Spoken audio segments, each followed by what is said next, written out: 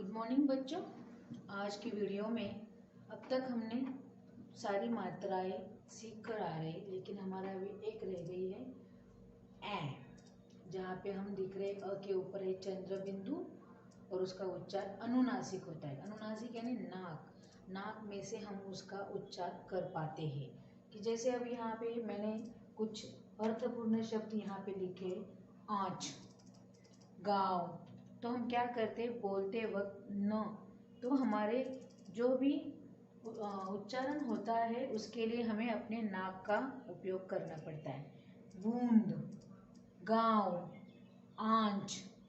तो उसी प्रकार जब इन व्यंजनों को भी यह लगेगा, यह तो एक उदाहरण के तौर पे है, लेकिन इससे पहले हम क्या करेंगे कि हमारे जो व्यंजन हैं उनको हम पूरे व्यंजनों को हम एक ही मात्रा लगाएंगे। जैसे हम पिछली वीडियो में भी करते हैं वैसे उसी प्रकार हम लगाएंगे, उसका उच्चारण करेंगे। बच्चों आपको भी जोर से बोलकर, आपकी जो डबल लाइन नोटबुक है उसमें आपको जोर से बोलकर लिखना है। तो क्या होगा कि उसका उच्चारण और लिखना यह दोनों आपको सहज रूप से आ जाएगा और पढ़ने में आसानी हो जाती है। तो हम अब सीखेंगे अनुनासिक जो ए है, जब व्यंजनों को लगता है तो उसका उच्चारण क्या बनता है और हम कैसे लिखते हैं। क में जब ए लगेगा चंद्र बिंदु, और चंद्र बिंदु उसका क्या होगा स्वर चिन्ह है, तो कै, खे, गे, घे, चे, छ, जे, झे, टे, ठे, डे, ढे, ने, ते, थे, दे, धे, ने, पे, फे, बे, भे, भे, ये, रे, ले, वे, शे, क्ष, से, है। तो इस प्रकार से हम ये लिखेंगे और उच्चारण करेंगे। और यह जो शब्द है, इस प्रकार के जो अर्थपूर्ण शब्द अगर जब यह लगा के, यह मात्रा लगा के जब बनते हैं तो उसका उच्चारण करते वक्त हमें क्या करना पड़ता है, आंच। तो आंच और न का भी उसका उच्चारण हमें सुनाई दे पड़ता है, इसीलिए उसको बोलते हैं अनुनासिक। जिसका भी उच्चारण करते वक्त हम नाक का उपयोग करते हैं तो उसको हम क्या कहते हैं, अनुनासिक।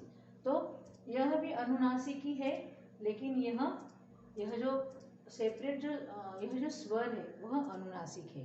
तो बच्चों हमने अभी देखा, अब हम देखेंगे कि जैसे यह शब्द है उनको वर्णों को अलग करके कैसे लिखते हैं। तो अब हम देखते हैं। तो मैं यह रफ करती हूँ और हम अभी देखेंगे कि यह कैसे, दूसरे जो हमारे क्वेश्चन है वह हम कैसे लिखेंगे।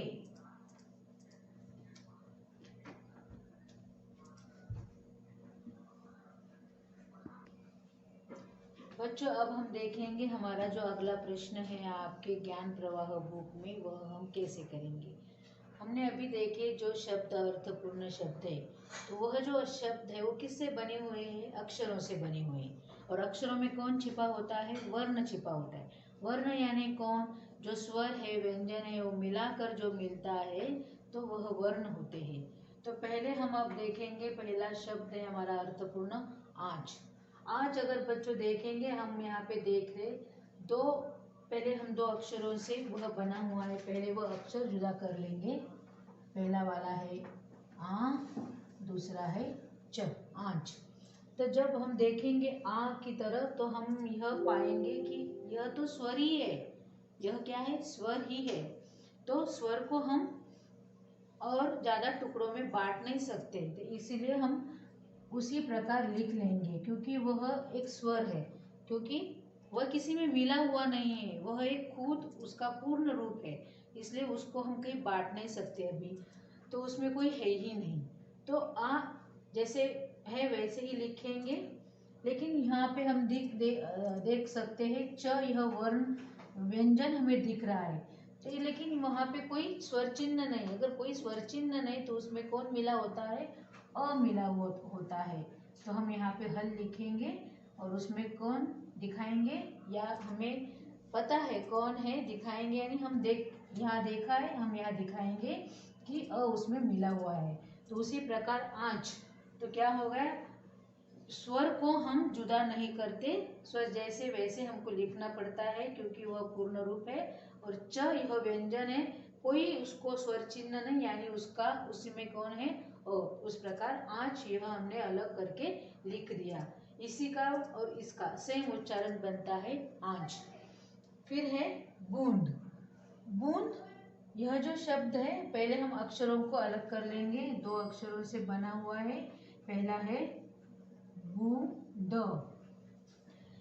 अब यहाँ हम देख सकते हैं यह जो ब व्यंजन है, पहले हम देखेंगे ब व्यंजन अकेला है नहीं, उसको स्वर चिन्ह है, तो कौन सा है वो, दीर्घ ऊ का, तो दीर्घ ऊ उसमें समाया हुआ है। और हमारा यह नया वाला ए भी उसमें समा हुआ है। तो हम तीनों को अभी हमें उसको अलग अलग करना पड़ेगा।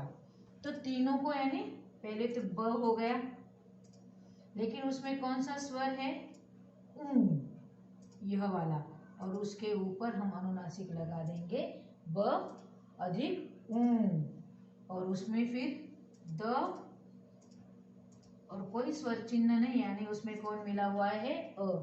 तो बूंद बूंद, उच्चारण सेम बनेगा। दूसरा हमारा प्रश्न है बच्चों, वर्णों का संयोजन करके सार्थक शब्द बनाइए। यानी जो हमने यहाँ पे अलग किया हुआ प्रश्न में पूछा है हमें उसमें से अक्षर ढूंढने, और उन अक्षरों को जब हम यहाँ पे लिखेंगे तो उसका एक अर्थपूर्ण शब्द बन जाता है। यहाँ पे हम देखेंगे बच्चों ग है और अ है, तो हम इसको मिला के लिखेंगे ऐसे ग, और व और अ के साथ बनेगा गांव। क्या बना हमारा, अर्थपूर्ण शब्द बना गांव। इसी प्रकार से त हमें दिख रहा है और उसमें कौन मिला हुआ है, ता, और ग आ, ग में आ की मात्रा मिली तो क्या बनेगा, गा। अगर हम अर्थपूर्ण शब्द यहाँ पे लिखेंगे तो बनेगा हमारा तांगा, जो घोड़े की सहायता से चलता है रास्ते पे, वह यह तांगा। तो बच्चों इसी प्रकार से जो PDF मैंने गूगल क्लासरूम पे लोड की हुई है, उसमें जो भी आपके ज्ञान प्रवाहों में जो लिखा हुआ है वह आपको समझ बूझ के अच्छे से लिखना है, ताकि आपको पढ़ने में आसानी हो जाए। और इसकी हमें आपको प्रैक्टिस भी करनी है। मिलते हैं बच्चों अगली वीडियो में।